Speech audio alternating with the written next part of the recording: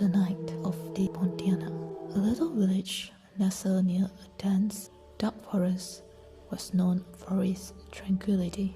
At night, the villagers would share ghost stories, mostly for fun, and it's a way to keep their children from wandering out too far. Among these tales, none was feared more than the one about the Pontianak, a vengeful spirit of a woman seeking those who wronged her. A few decades ago, on a night much like any other, a young man named Arif was returning home after visiting his fiancée, Maya. They were planning to marry soon, and he had spent with her family, receiving their blessing. The night was alive with the hum of cicadas and the scent of frangipani flowers, which grew abundantly near the village, filling the air with their sweet perfume. As Arif crossed through a patch of dense forest, he noticed the air growing colder. A chill slithered down his spine. The moonlight, once guiding him, now seemed to fade, leaving only eerie shadow cast by the towering tree around him. A sense of unease crept upon him, but he told himself it was just his imagination. After all, he traveled this path 100 times before. But as he continued, a soft, haunting laughter echoed through the trees.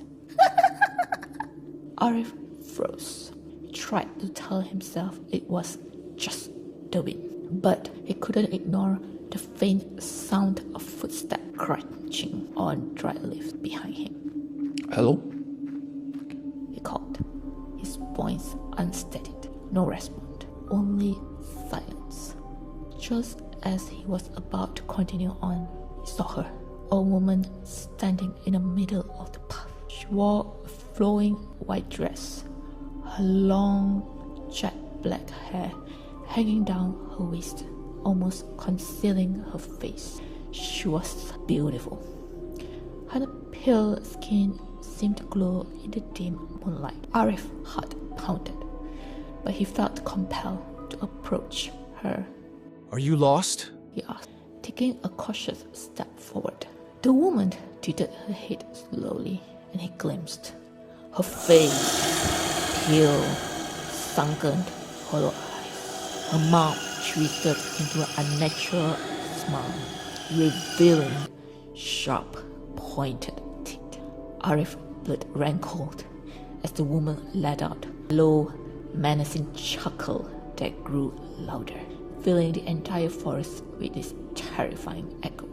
He realized with a jolt that he was staring at the Pontianak. Fear clawed at him, but his leg felt like it was stuck to the ground. The scent of frangipani has turned sickly sweet, mixed with the stench he could only describe as decay. She moved closer, her movement slow and deliberate, her gaze piercing, predatory. Arif's mind raced as he remembered the story his grandmother had told him. Pontianak seek vengeance on men, especially those who have hurt or betrayed women. But Arif had never wronged anyone, and they were soon to be married. Perhaps there was a way to escape. Please, I mean you no harm. The Pontianak stopped, amused by his fear.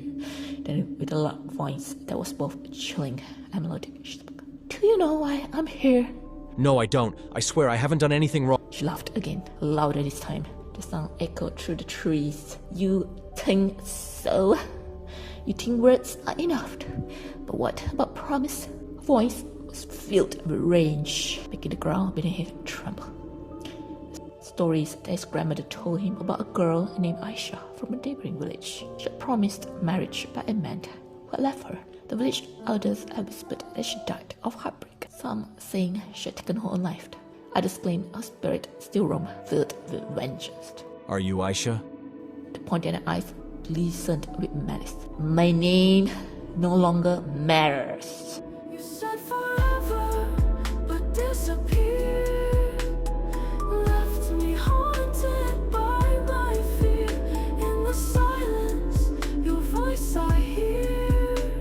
A ghost that's always near.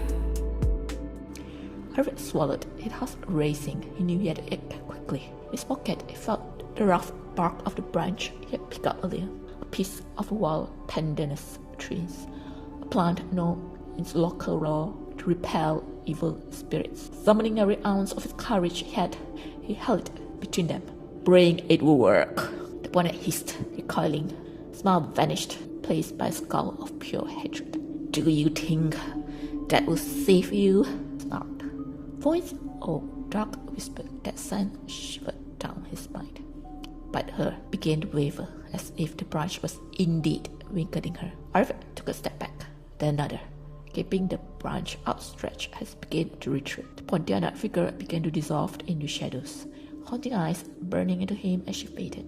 Her parting words echoed through the forest. You can't run from promises, Arif. I'll be waiting. The forest was silent once again. Arif ran all the way back to the village, his heart pounding with every step.